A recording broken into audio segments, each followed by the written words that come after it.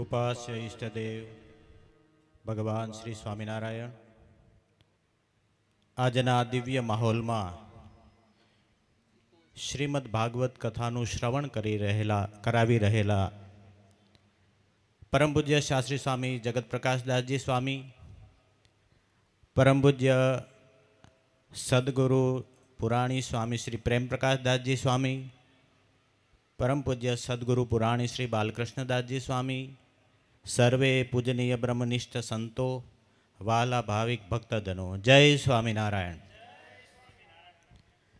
આજે આ અમદાવાદને આંગણે એટલે કે વસ્ત્રાલ, બાપુનગર, નિકોલ એના ખૂબ મોટા ભાગ્ય છે કે આજે આ વિસ્તારની અંદર એક દિવ્ય ભવ્ય મંદિર બનાવવા જઈ રહ્યા છીએ. તમે ખૂબ ભાગ્યશાળી એટલા માટે છો કે આજે હિમાલયની ગંગોત્રીમાંથી ભાગીરથી વહી અને આજે એ ભાગીરથી અમદાવાદને આંગણે વહી રહી છે અને એ ભાગીરથીની અંદર તમે બધાએ ડૂબકી લગાવી રહ્યા છો.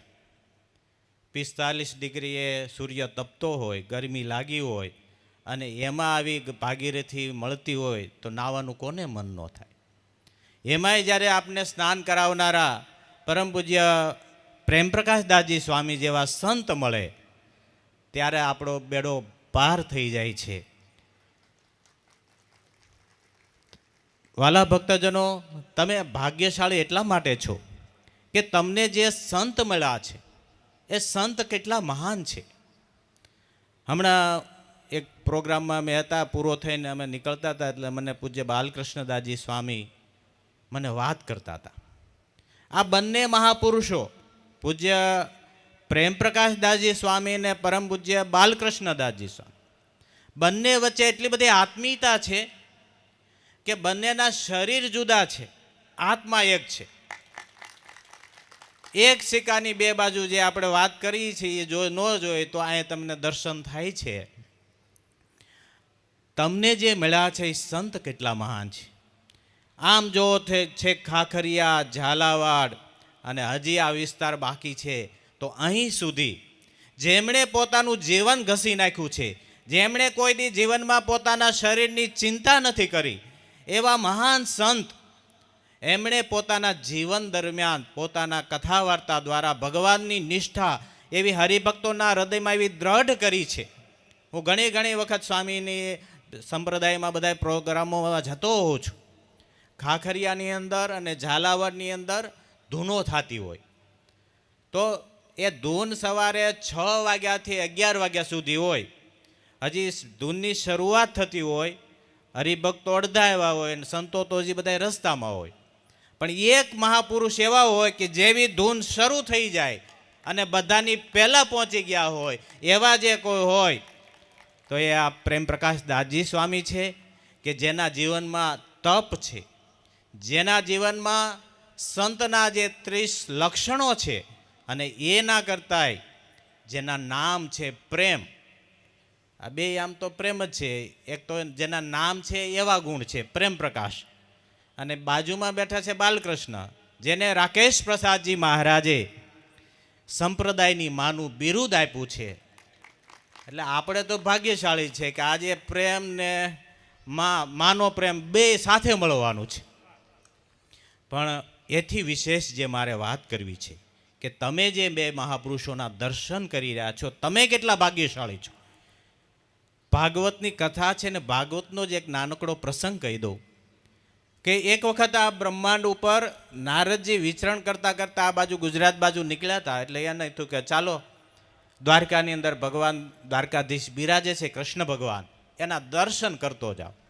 એટલે નારદજી છે દ્વારકા આવે છે. દ્વારકા આવીને ભગવાનના મહેલમાં જાય છે, ભગવાનના દર્શન કર્યા. ભગવાને પૂછ્યું કે કેમ અચાનક આવ્યા? તો કે આમ આ બાજુ નીકળ્યો તો ચાલો કે ભગવાનના દર્શન કરતો જાઓ, પણ સાથે મારે એક પ્રશ્ન પૂછવો છે, જો તમે અનુમતિ આપો તો પૂછું. અરે નારદજી, તમારે માટે આ થોડું હોય, પૂછી જ લેવાનું હોય ને. નારદજી જે ભક્તિના આચાર્ય કહેવાય છે એમણે આ પ્રશ્ન કર્યો છે અને સામે મહાપુરુષ છે, ભગવાન છે, એ કૃષ્ણ ભગવાન છે. તો નારદજી કહે છે કે સંતના જે સત્સંગ છે એનું ફળ શું, સંતના સત્સંગનું ફળ શું છે એ મારે જાણવું છે. એટલે કૃષ્ણ ભગવાને વિચાર્યું કે આ નારદજીને થિયરિકલ પ્રશ્નનો જવાબ આપું એ કરતાં પ્રેક્ટિકલ આપીશ ને તો એને મનાશે.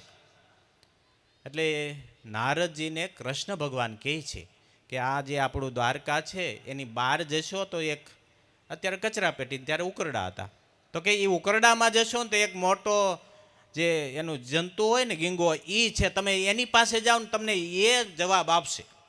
નારદજી ગયા, ત્યાં જોયું તો એક ગીંગો હતો. એને પૂછ્યું કે સંતના સત્સંગનું ફળ શું. જ્યાં પ્રશ્ન કર્યો તો ઓલો ગીંગો મરી ગયો. એટલે નારદજી મૂંઝાણા કે હજી તો આ પહેલું મુહૂર્ત છે ને એમાં અપશોકન થયું. પાછા આવ્યા, ભગવાનને કીધું કે ભગવાન તમે કીધું પણ પેલો મારું સાંભળ્યું પહેલાં તો અચ્યુતમ કેશવમ થઈ ગયું છે. તો કે કાંઈ ચિંતા કરતા નહીં, આપણો જે મેલ છે ને એની બાજુમાં એક આંબાનું ઝાડવું છે અને એ ઝાડવાના એક માળામાં બખોલમાં એક પોપટનું બચ્ચું છે, તમે જઈને એને પૂછો કે સત્સંગનું ફળ શું. એટલે નારદજી પાછા પડે જવાબ તો જોતો જ તો મનમાં તો એવું થયું તો પૂછતા જ પૂછાઈ ગયું, પણ હવે મુહૂર્ત તો ખરાબ નીકળ્યું છે. બચ્ચાને જઈને પૂછ્યું કે સત્સંગનું ફળ શું. એ જ્યાં સાંભળ્યું તે પોપટ પડ્યો હેઠો કે હવે બીજી વખત ત્રીજી વખત કોઈને પૂછવા નથી જવું. પાછા આવ્યા, પાછું કીધું તો કે તમે એક કામ કરો કે આપણી જે ગૌશાળામાં ગાય હમણાં નવી વિયાણી છે ને એનું વાછરડું છે એને પૂછ્યા આવો. નારદજી પાછા ગયા, જ્યાં વાછરડાને પૂછ્યું તો જે વાછરડો છે એ મૃત્યુ પામ્યો. નારદજી વિચારે છે કે ઓલે પેલા બેમાં તો વાંધો નથી, આમાં ગૌ હત્યાનું પાપ લાગશે, એટલે હવે આપણે ચોથી વખત નથી જાવ. એટલે પ્રભુ પાસે પાછા આવ્યા, વાત કરી કે આ ત્રણ જણા મરી ગયા, આમાં ફળ તો કાંઈ દેખાતું નથી, એટલે તમે ચિંતા કરતા નહીં, આપણે તો અમર થવાના છીએ. પણ મારે તમને એ સમજાવવાનું છે કે જેના તમે દર્શન કરી રહ્યા છો એ જે બંને મહાપુરુષો છે એના દર્શનથી તમને શું ફળ મળવાનું છે એ હું તમને સમજાવી રહ્યો છું. ચોથી વખત જ્યારે કૃષ્ણ ભગવાન પાસે નારદજી જાય છે અને વાત કરી પેલો વાછરડો મરી ગયો, ત્યારે કૃષ્ણ ભગવાન એવું કહે છે કે આપણું જે આ દ્વારકા નગરીમાં બાજુમાં એક રાજ્ય છે એ રાજા એમને હમણાં દીકરો થયો છે, તમે એને પૂછ્યા હો. તો કે આ ત્રણમાં મને તમે પછાડ્યો પણ હવે ચોથામાં મારી હિંમત નથી આવતી. ઓલામાં વાંધો નહોતો, કોઈ હતું નહીં, પણ ત્યાં તો જો ઓલો મરી જાય ને તો મને જીવ તો પાછો નહીં આવવા દે. હિંમત કરે કોઈ આવી રીતે? હવે ના, કે તમારે જવું જ પડશે ને જાશો તો જ જવાબ મળશે. નારદજી પાછા ગયા અને રાજકુમારને પૂછે છે, સાંભળજો કે આ વાતનો હાર્દ ક્યાં છે અને આપણે જે અત્યારે આ જે સત્સંગ કરી રહ્યા છીએ એનું આપણને શું ફળ મળવાનું છે.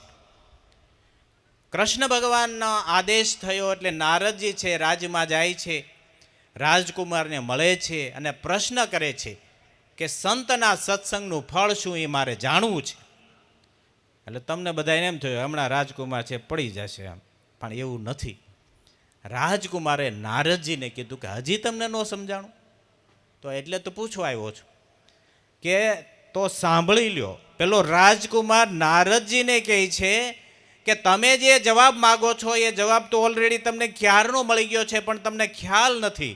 તમે જ્યારે પહેલી વખત ગીંગાને પૂછ્યું કે સત્સંગનું ફળ શું છે ત્યારે એ ગીંગો મરી ગયો ને કોઈ નહોતું, હું પોતે હતો. પણ તમારા દર્શન થયા એમાં મારું આ દેહ છૂટી ગયો અને મને બીજો અપગ્રેડ વર્ઝન કહેવાય ને, અને એ પોપટનું બચ્ચું આવ્યું. બીજી વખત મને તમારા દર્શન થયા. એક વખત સંતના દર્શનથી એક સત્સંગ આપણે ધરાઈ જવાનું નથી.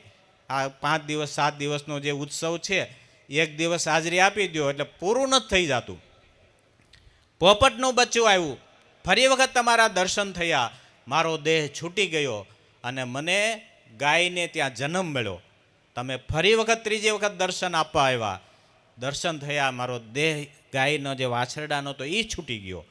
અને આ ચોથી વખત જ્યારે તમે મારી પાસે દર્શન દેવા આવો છો, હું જે છું ને એક વખતનો ગીંગો છું, તમારા દર્શનના પ્રતાપથી મારા 3 દેહ છૂટી અને આ હું રાજકુમાર બની ગયો છું અને આ મારો છેલ્લો જન્મ છે.